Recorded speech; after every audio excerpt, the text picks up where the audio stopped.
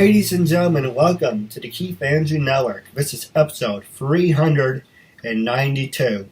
I'm your host, Keith Andrew. Along here is the talented and beautiful Cathrine Hatcher. And I also want to say thank you for being guest on my talk show. Well, I'm honored that you would have me, and thank you very much.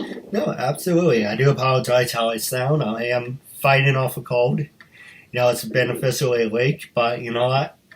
A week, I was like, I have to do my talk show. This is really important to me. I don't care if I'm sick, it's not coming out of my nose. This is really important to me. I'm going to fight over the cold to do my talk show because this is my passion.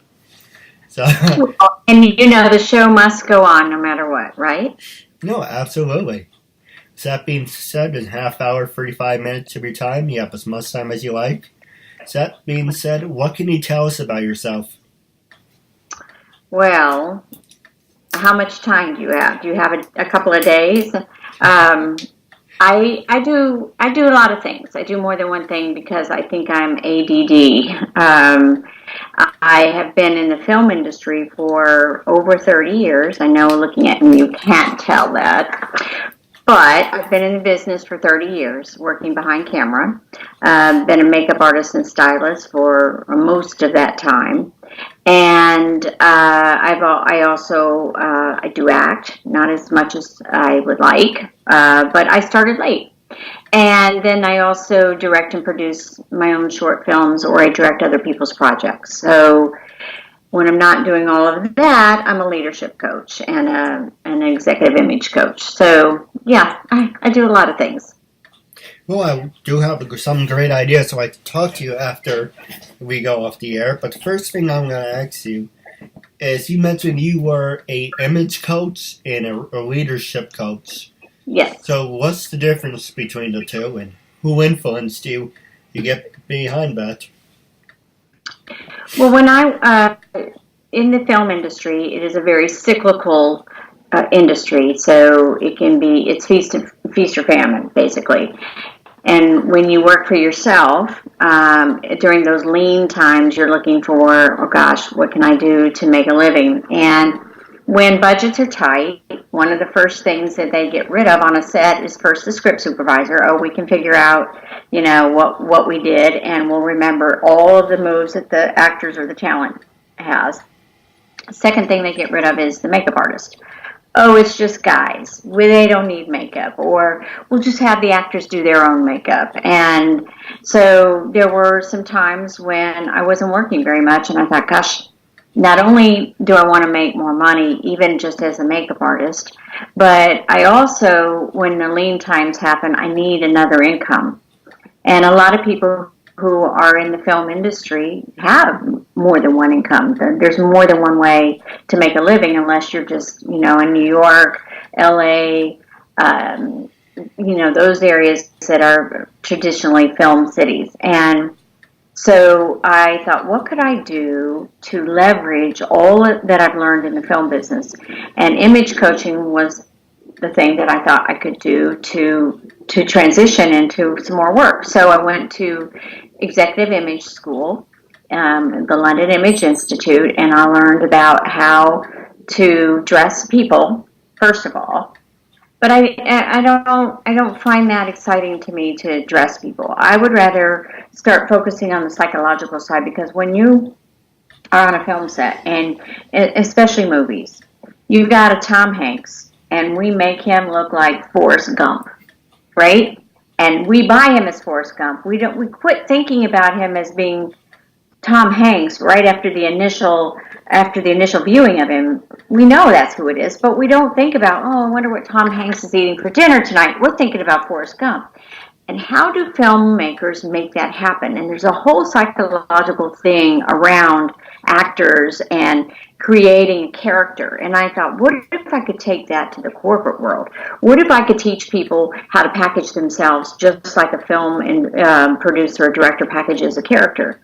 And that was more exciting and interesting to me. So that's when I started researching and writing material about how to package yourself non-verbally, so that when you walk in the door and you finally open your mouth to speak, they already know that about you. They buy it. They believe it.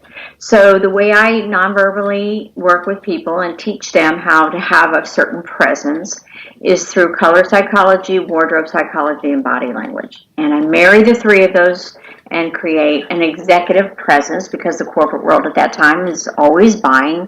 How do I get our salespeople to get people to buy the product, or how do I get our executives to exude that executive presence? So that's executive image coaching. Leadership coaching, then I transformed and went into that, is really about how to be a better leader. And I was working for one of the largest railroads in Fort Worth, Texas, owned by Warren Buffett's company, and doing leadership coaching in the corporate world, and about how to communicate better, how to lead more, manage less, those kinds of skills. So that's my corporate side of my world, and then I have the creative side, which is the filmmaking. No, absolutely.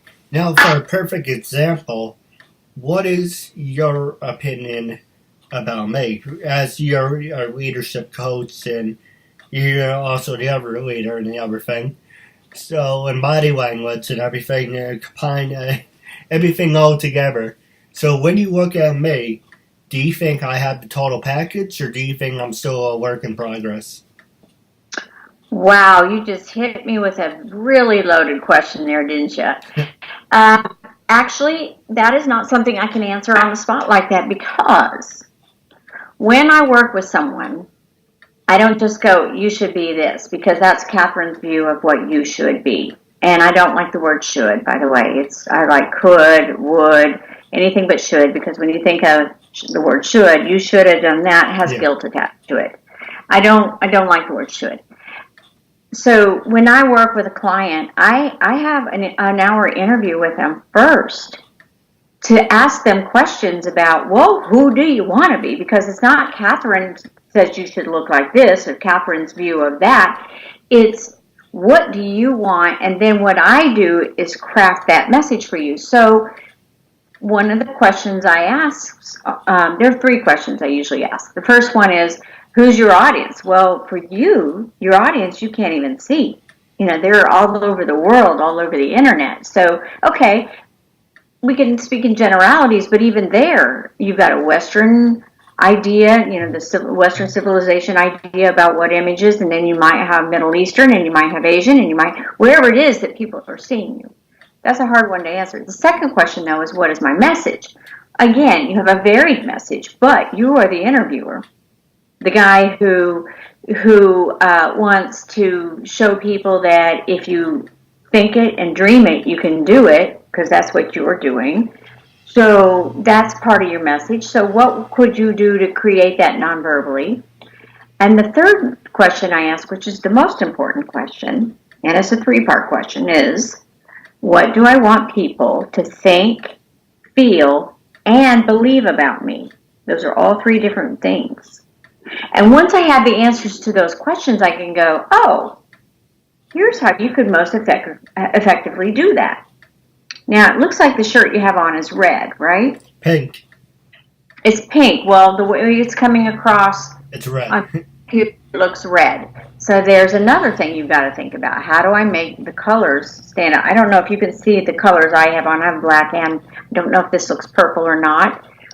But when I decided to do this interview, because I made it a commitment to always look my best. Right. Because people expect that of me now that I'm an image, communications expert. People expect that of me, so now I have to. So my computer is sitting up on a book, so I'm not looking down all this time. So if I do look down at your face, it's only a little bit. I have a big window in front of me that's lighting my face, so everything looks lit and beautiful, because that's part of being the best. It's like, what little I looked behind me and I went, uh-oh, there's junk on my credenza. I moved it. There was a pillow on top of my couch over here. I moved it. I'm looking at everything, because all of that creates an image. Yeah. Everything does. So what kind of image do I want? I want professional. I want people to believe that what I'm talking about is real. And so I do every little detail that I can think of. And sure, I leave some out, but at least I'm working towards always making sure that people think, feel, and believe about me a certain way. One of the things that I want people to think and feel about me is that I'm credible.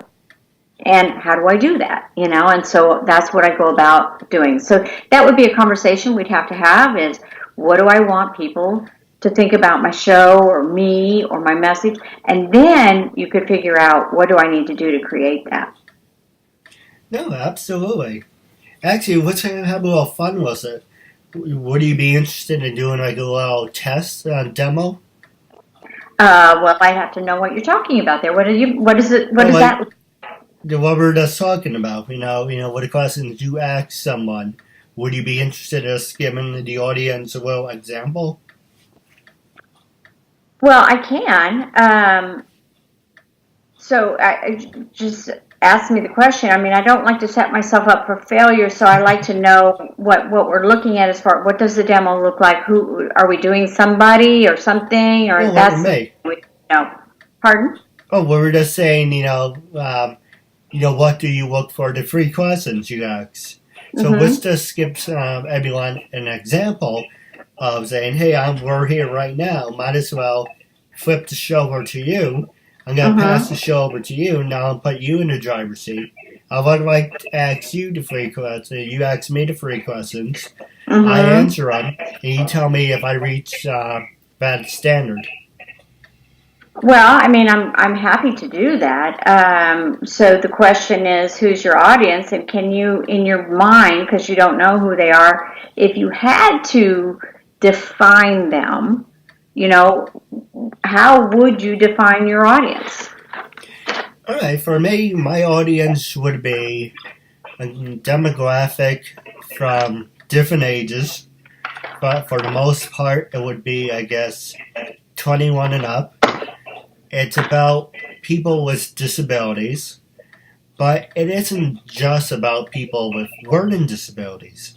It's about breaking labels. It's about seeing people saying, hey, I suffer from depression, or I have social anxiety, or, I have poor mannerisms, or I have poor social skills.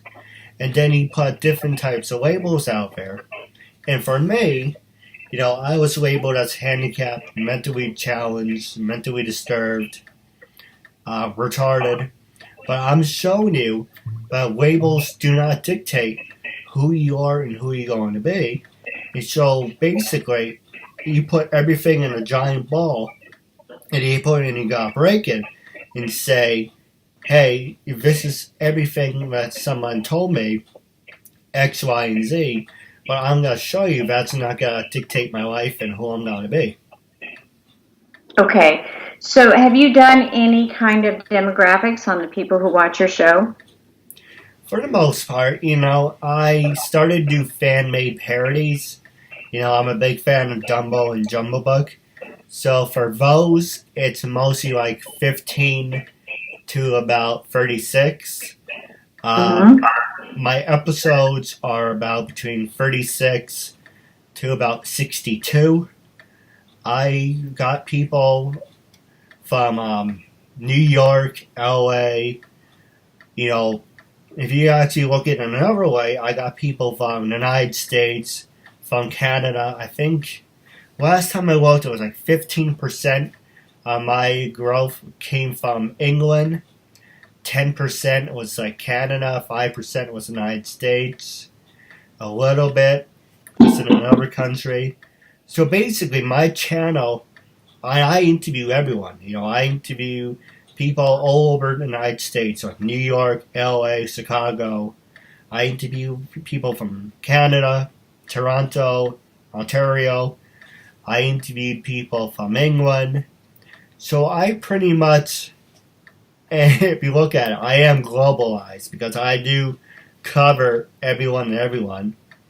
If you're looking at like races, um, 50% white, 50% black, 10% Spanish and Asian, gays, straights.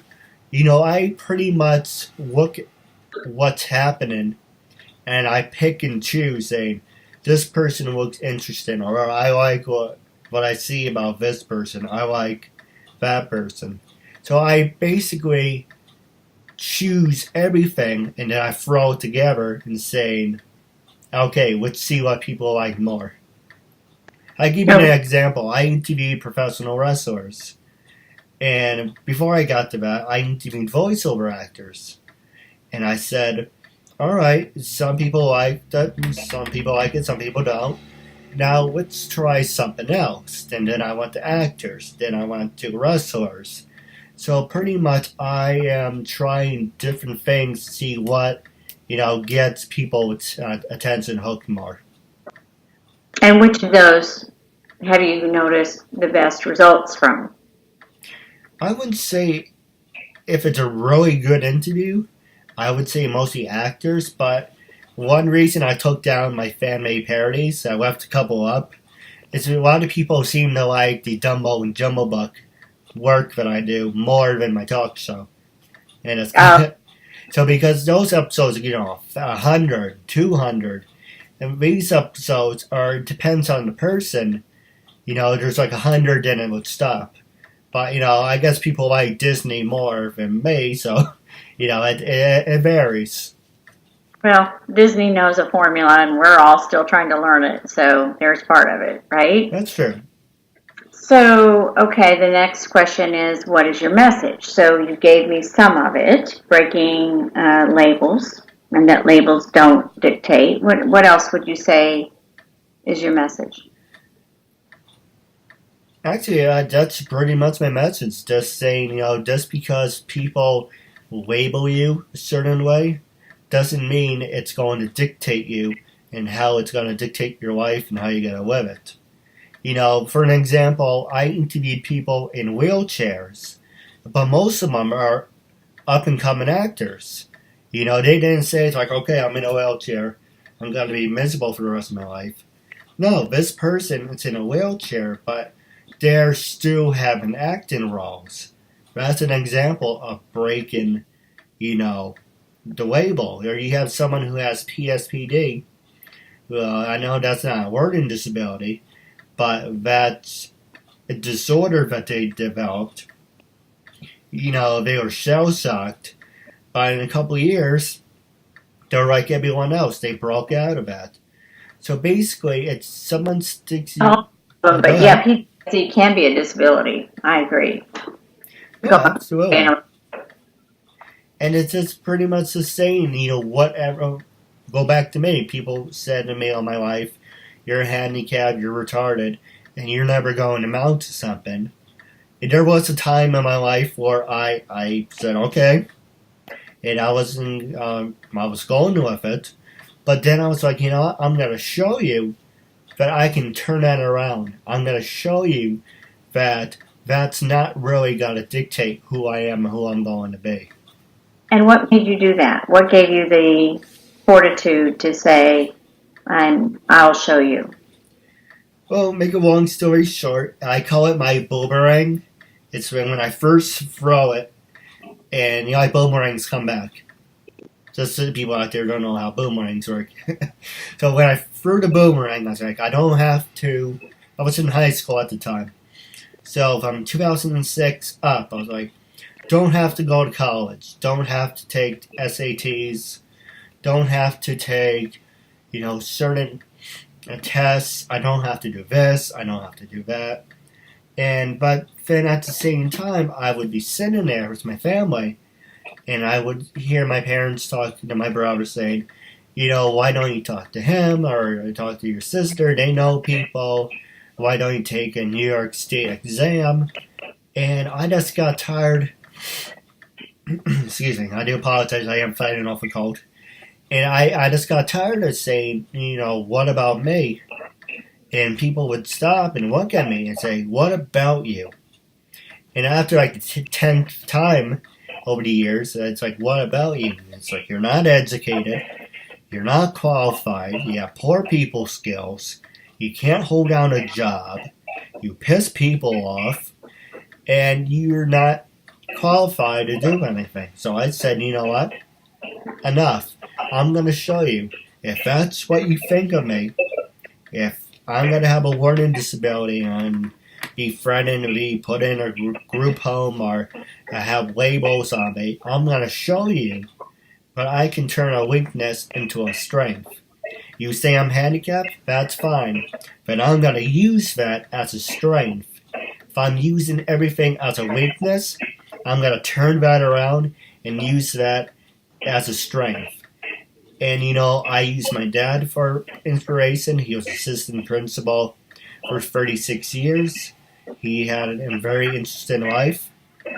And I use him as an inspiration. I use one of my siblings as an inspiration. He got the chance to travel around the world. And I'm like, if they can do it, I can do it too, because there's absolutely no reason why I can't. And it's just about showing people, yes, it may take longer to get to point A to point B, but eventually you're going to reach your goals. Awesome. So, next question. And this is the 3-part question. What do you want people to think about you? And this is kind of in an intellectual way. How do you want them to intellectually think about you? What adjectives would you use? Like for me, some of mine would be credible, intelligent, knowledgeable, caring. Well, not caring, that's a different one. So intellectually, how do you want people to view you? I would say... Write it down, I'm taking notes. Yeah, that's fine. I would say loyal, passionate, determined. I do come off aggressive, but I don't do it deliberately. But sometimes I am aggressive. But like I said, I have poor social skills. So when I give you an example, I currently work in this job where I sell toys. And my boss says, oh, he can sell anything. He's great at selling. And he does come off a little aggressive. But I don't do that to be like, I'm not being an asshole. I'm not doing that to get a rise out of someone. When I'm persistent, I just go, go, go, go. I like to say, you got to break on through to the other side. I constantly pedal to the metal. I would like to be remembered for being caring and just someone who gave someone an opportunity. And you're an example of that. One reason for the talk show is I want to be remembered. Doesn't matter if it's big or small or anything. I would like to be remembered as someone who gave someone an opportunity to be on my show. Like I gave you the opportunity to be on my show. So if I die, then you would say the one thing I remember about Keith is he was really sweet and he gave me an opportunity to be on the show. Okay, so you answered the question, feel, and what do I want people to feel about me, and what do I want people to believe about me, because feel is you've got passionate, determined, caring, sweet. Loyal would be how I want people to believe about me. So the feel part, the one I'm looking for is the intellectual brain part. What do I want them to think about me as a person? What I want them to feel about me is that soft skills, those, from the heart skills. You gave me those. And then what do I want people to believe about me? That's your values. One of your values is that you're loyal. Yeah. That's a good one. So now I want to go back to the intellectual one. If I was to look at you through my brain and not through my heart, what would you want me to see intellectually? Would you say you're smart? Would you say you're tenacious? What would you say about yourself? If I had to do an outer body experience and had to look at myself, I wouldn't say conniving. I would say someone who likes to be in control and kind of like a leader position, but someone who says if he's going to do it, he's going to do it. Okay. So when you talked about people viewing you as aggressive, do you think it's because you are so focused on and passionate about what you're selling? Maybe it's just misplaced passion in their mind. Would you say that's what it is? Probably. Because you don't, when you're being aggressive, you're not thinking in a mean way, are you? No. Okay, you just want to sell the toy, or you want to tell them the benefits of the toy or why they should have it, right? Right. Okay. But it just comes off as aggressive to some people is what you're saying. Yes. See, and these are all things that I can craft. That's why I ask these questions the way I do. Where you sell toys, do you wear a uniform or whatever you want to wear? That's just basically a T-shirt. Your choice or one they provide? They provide. What color is it? It's variations, you know. It is a toy store, so I do sell Legos. I do sell action figures. We do sell toy trains. Okay, but what color is the T-shirt? Oh, T-shirt, blue. It's blue? Yep. What color blue? Light, dark, medium? I would say kind of navy, but royal blue. Okay. And what do you wear with the T-shirt? My name tag, and that's really about it. Okay. And do you wear khakis or jeans, or what do you wear? Jeans. Jeans. Okay. Can I step away from the computer to get something out of my cabinet for you? Yeah, we're going to take a quick commercial break, too. Okay. A message for yourself or as a gift for someone else. For personal connections, shout-outs, birthdays, proposals, weddings, and much more. Enter your details about yourself so the celebrity can record a personal video message especially for you, including details such as your name, age, birthday, hobbies, or whatever else you include. As soon as the video has been recorded, you'll get an email with your link so you can share it on social media or download and keep it. Celebrities record videos as and when they can, usually within 2 weeks. But if you want a video for a specific date and it does not look like it will arrive in time, you can cancel it and get an instant refund at the click of a button. There are hundreds of celebrities to choose from and many more joining every day. Search by category or genre. Buy a gift voucher, get updates and offers, and encourage your favorite celebrities to join so they can connect with fans in a fun and unique way. Raise money for their charities and much more. So order your video now for yourself or for someone else. Episode 392. We just took a quick commercial break, and we left off where you just went to the cabinet, and you have a surprise for us. Well, yeah. So I created this wardrobe color guide. Oh, nice. And what it does is the reason I started doing it is I was researching color. Color affects us on a physical level in our brains. It affects us emotionally. It affects us, and we have learned responses to color. And when I first started working with color, my husband didn't believe it. He's like, oh, yeah, right. And then I started winning more arguments at home. Not that we had a lot, but, he noticed that I was able to accomplish some things in conversation, and he's like, so then he started bringing me T-shirts that he was going to wear to work, or shirts, and he'd go, which one, this shirt or this shirt? And I go, well, who's the client? What are you doing? That shirt. And I got tired of having to stop what I was doing to get ready to work to tell him how to dress. So I created this so he would know what to wear. And basically, it's in 3 columns, and it says, well, here's the color, here's what it means psychologically, and here's when to wear it. So this is one of the top sellers on my website, and I'm not doing this to make anyone purchase one. That's fun.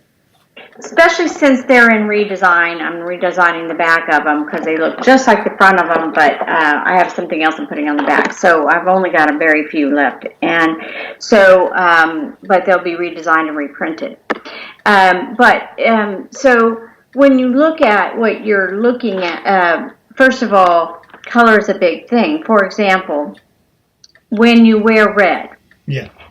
When we see the color red, especially a color that's this bright, our heart actually speeds up, our heart rate.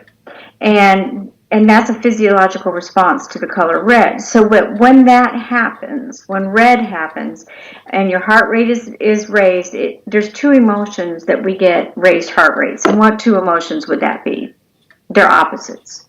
What emotions would you say are opposites from each other? that might raise your heart rate? Can you guess? I guess anger. Anger is one, and the opposite of anger is love. Yeah. Okay? So anger and love. So when we see that color, we're either thinking that person's being aggressive or angry, or they're very passionate. It depends on what words now that you put with it, or how your body language is with it, or how your facial expressions are with it. So you've heard people talk about the red power tie. The red is not a power color, it's an aggressive color, or it's a passionate color. The ultimate passionate power color is actually black. So think about it. SWAT teams have the black uniforms with the white word SWAT. Priests wear black. Judges wear black. So those are the ultimate power colors. Police officers have gone from, used to be a lot of blue uniforms. A lot of police departments have now gone to more of a black uniform. Police cars are now going to black and white. So black is the power color. And it has some other, it's also... if you're in the arts, a lot of people wear black. It's creative. It's also mysterious. So there's a lot of things with black. But learning to dress the message. So you're in a toy store. You wear blue, which is one of the best colors for sales. It really is. Because blue says you can trust me. I'm honest. I'm loyal. So if you want to show loyalty and honesty, and I'm the one that can get the job done, that what I say is true, that's one of the best colors. Now, if people assume or feel like you're aggressive, I know people and probably, like you said, wear jeans, but you could pair that with khakis, which means that color makes us feel like you're genuine. So, the other thing you would have to do is soften your tone, and you just need somebody to help you. Say, you know what, when you use that tone of voice, it feels aggressive. And get your friends, your family to tell you what it sounds like, because we a lot of times can't hear the sound of our own voice, or when we sound condescending, or when we sound too angry. I used to tell a really close friend of mine, it's not what you said, it's how you said it. You made me feel like you were attacking me. I really wasn't. But it's the delivery. Delivery and tone of voice make all the difference in the world. So that's one of the things that you have to be careful with. So when you talk about strength, handicap it, you're using it as your strength as you're going about town telling people about your show or what you're passionate about. Strength is communicated through browns and really strong, solid colors. Even this violet purple I have on, it's a dark one, it's a red based purple. It says I'm creative and I'm strong and I've got some authority. So by using color to speak for you, then when you speak, it automatically feels right. Thing you have to be careful about is if you're going to wear a strong color, you got to watch what's happening in the face, and this is the hardest thing, because I can see me in the bottom of my screen and I can see what my face is doing, but also while I'm talking to you, I have a mirror right here. So because sometimes when I'm talking, I get really intense and I'm like, whoops, stop that. So I have a mirror telling me how to look, because we can't see this. Now, over time, when you start working on your expressions, you can get muscle memory. Like I can feel when my eyebrows start to do that, and I lighten up. So take that to any part of the world. Take that to any work world. Blending your body language with, that button-down shirt of yours looks more professional than a polo shirt would. It looks more professional than a t-shirt would. Just because it's a button-down shirt, it's more formal. Not overly formal. You've got the top button undone. It's relaxed. It looks nice. It looks red, so you better be passionate body language, because I don't want you to think you're being aggressive. Now I can take that to corporate world and teach people how to dress and act, and tie into their message. I'm looking at what else. So you did say you're passionate. And if your face always says passionate, red would absolutely help. So does pink. Pink is a very good color. It's the universal language of love, So I love my job. I love what I'm doing.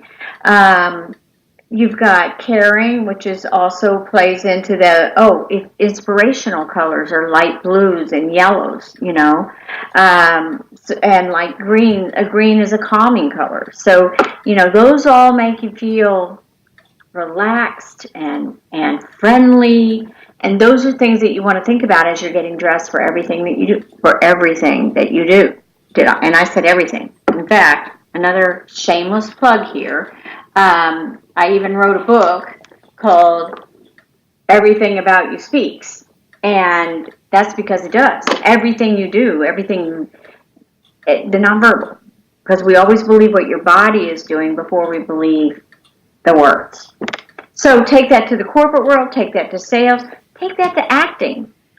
If I'm auditioning for a role and I can dress in a way that makes the people believe the words coming out of my mouth, I may then be able to book more things. I can actually, dress the part without being overboard, without saying, oh, I'm going in for, no, I'll just wear a white blouse. I'm not going to wear a nurse's uniform, because then they go, oh, she's really playing it. And what if it's not the right kind? And now I've taken them out of their concentration of the lines I'm delivering. So as an actor, you have to be careful about dressing for auditions even. When I'm directing films, I've directed, how many films? 7 now? I'm looking at the whole wardrobe psychology for my actors, for my characters, because I want them to feel like the character. I know so many times I've gone on to set as a makeup artist, and the wardrobe's in the room with me, and sometimes they go, hey, can you help us pick out the clothes? And I'll say, what is your message? And they go, well, I mean, that doesn't matter. We want something that looks nice with the background.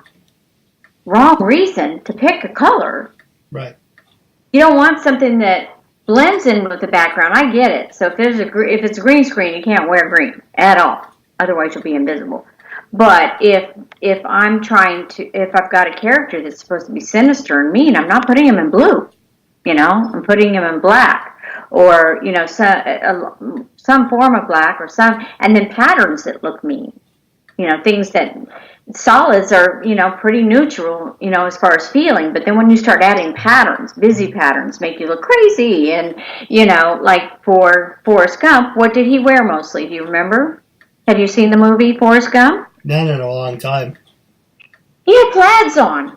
A plaid shirt is very like down home, casual. I could go fishing. It has a feeling that is different than a solid shirt. So you will see Forrest Gump most often in plaids, unless he was in the military or some of the other roles they had him play in there. So, so all of that can be used in filmmaking, and it's so fun to create the characters, and you can use it on the sets. What color do I want the sets, and what color? It can be used for everything. So it's really fun to play with, and not just dress by accident or do things by accident, but do it because, like I like to say, be on purpose. Be on purpose with everything you do, with the way you dress, the way you act. Be on purpose. Be yourself, but can't you be on purpose and still be yourself? And talking about people with disabilities, that even more so to be on purpose, because sometimes people misunderstand people who have disabilities. So decide how you want to show up, and show up that way. And even on days you don't feel like smiling, smile anyway. Because did you know a fake smile will still release serotonin into the body, and after a while you start feeling good?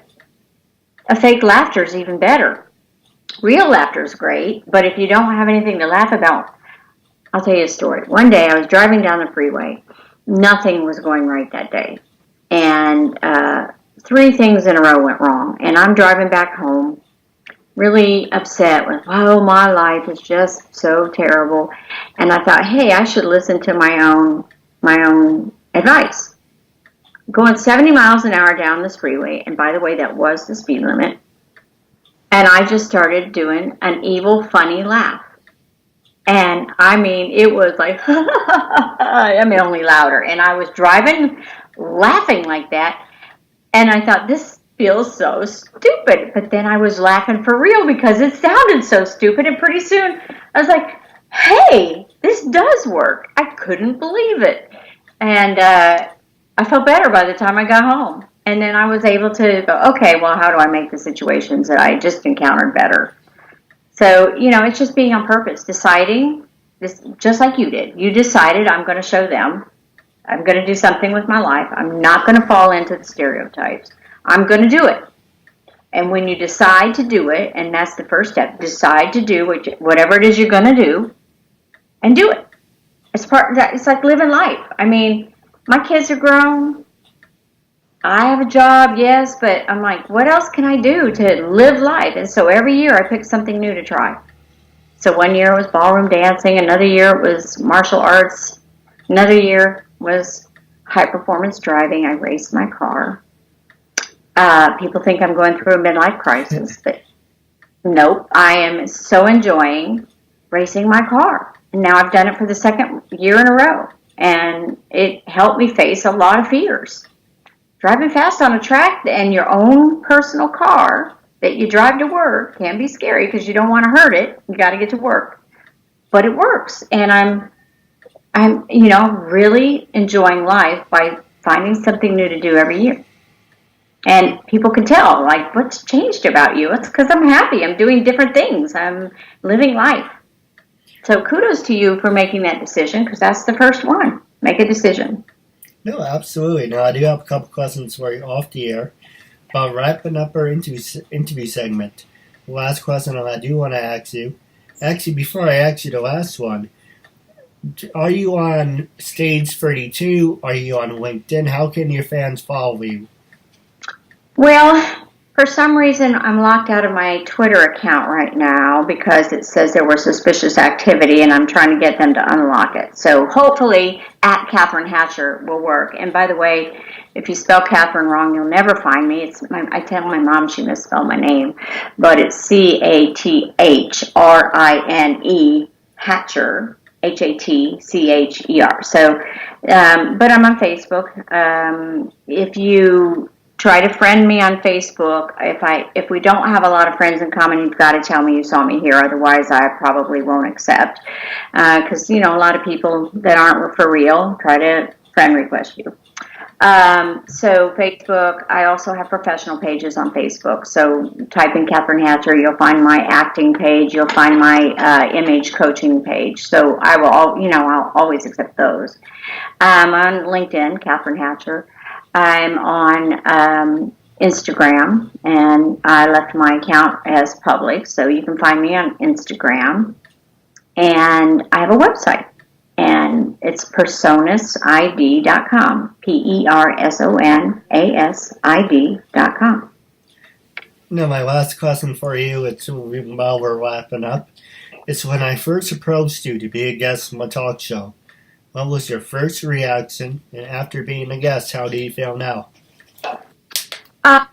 Well, of course, there are a lot of people out there that you don't know, and I ask you, do you have links, and who sees this show? Because, as people in the public, because once it's on the internet, it is on the internet. There is no taking it off. So, of course, I'm going to be prudent with where my material goes and who I spend my time with. So yes, I asked some questions, and I hope you weren't offended. I asked those questions. I am very happy to have been on your show. You are obviously caring, and you want to help people. So you're trying to select people who have something that could be of benefit and of use to other people. And I think that's really important that you have quality guests on your show, because that defines who you are too. The company you keep defines who you are. And I'm quite pleased. I'm proud of you. Very proud that you are doing the things that you're doing. And I'm honored to know you. Yeah, I appreciate it. Now we're wrapping up our interview segment. Do have a couple questions off the air. Well, it's a real honor and privilege to have you as a guest, and I'm looking forward to part 2 down the road. Thank you.